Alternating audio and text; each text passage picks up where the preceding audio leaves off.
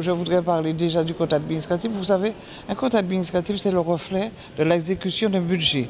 Donc aujourd'hui, le budget 2017 qui a été bien exécuté à près de 80%, à plus de 90%.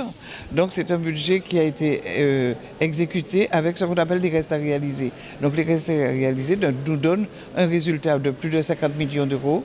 Donc je dirais que c'est au prix aussi d'une gestion. Je crois qu'il faut avoir une gestion rigoureuse. Il faut obligatoirement, je dirais, aller vers une diminution des dettes parce que les dettes, c'est autant qui pèsent sur les ménages. Je le rappelle, il faut obligatoirement ramener la dette à une dimension supportable pour les ménages. Et c'est pourquoi il faut tout faire pour éviter les emprunts et permettre de mieux gérer, de bien gérer. Et puis un budget supplémentaire à plus de 150 millions, puisque nous devons aussi là permettre de compléter le budget primitif que nous avions voté. Et aujourd'hui, oui, nous frôlons les 1 milliard d'euros. Mais je rappelle que le social est important. Cette collectivité répond je dirais, aux besoins des plus pauvres, des plus en difficulté, de ceux qui ont la population vieillie. Nous avons des enfants qui naissent et nous en avons beaucoup qui nous sont confiés. Nous avons des personnes handicapées et nous avons, je dirais, l'obligation d'accompagner ces personnes.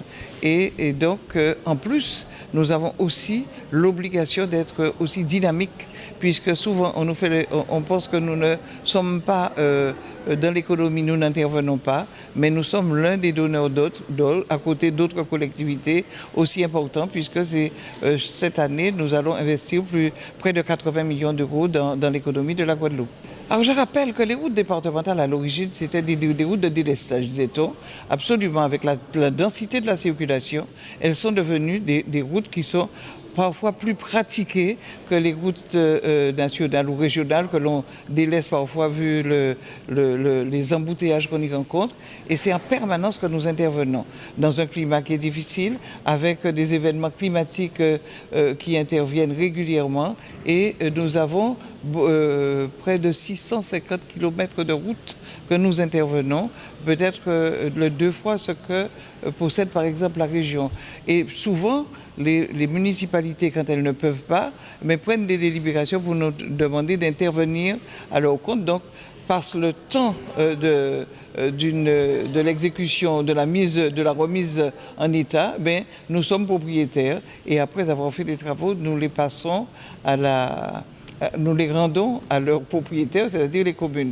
C'est vrai que j'ai pris, d'ailleurs, je le lui ai dit, et nous avons fait une réunion et nous allons intervenir.